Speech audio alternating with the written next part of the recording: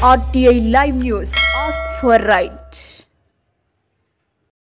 సాలూరు నాయుడు వీధిలో BJP party కార్యాలయంలో సాలూరు నియోజకవర్గంకు సంబంధించి మక్కువ పాచిపెంట మెంటడ సాలూరు మండలం సాలూరు టౌన్కు సంబంధించి శుక్రవారం ఉదయం బీజేపీ రాష్ట్రంలో నిరంకుశ పాలన ఒక నియంత పాలన కొనసాగుతుందని ప్రజల మేలు కొరకు ప్రభుత్వం మారవలసిన అవసరం ఉందని ఆ కారణంగానే భారతదేశాన్ని అభివృద్ధి పథంలో నడిపిస్తున్న ప్రధాని నరేంద్ర మోదీ ప్రభుత్వం ఆంధ్రప్రదేశ్లో టీడీపీ జనసేనతో పొత్తు పెట్టుకుందని 3 పార్టీలు అధిష్టానం ఆదేశాల మేరకు కట్టుబడి అరకు ఎంపీ అభ్యర్థి ఎవరైనా సరే గెలుపుకు సమగ్రంగా కృషి చేస్తామని సాలూరు నియోజకవర్గ ఎమ్మెల్యే అభ్యర్థిగా 3 పార్టీలు బలపరిచిన గుమ్మిడి సంధ్యారాణి గెలుపుకు సైనికులుగా పనిచేస్తామని హామీ ఇచ్చారు.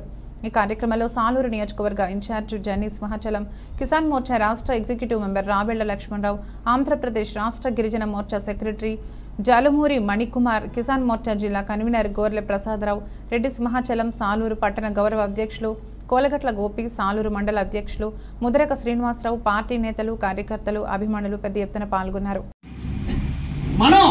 మన ఆంధ్రప్రదేశ్ను రక్షించుకోవాల్సినటువంటి ఆవశ్యకత ఎంతైనా ఉంది అని వాగ్దాటిగా మన అందరి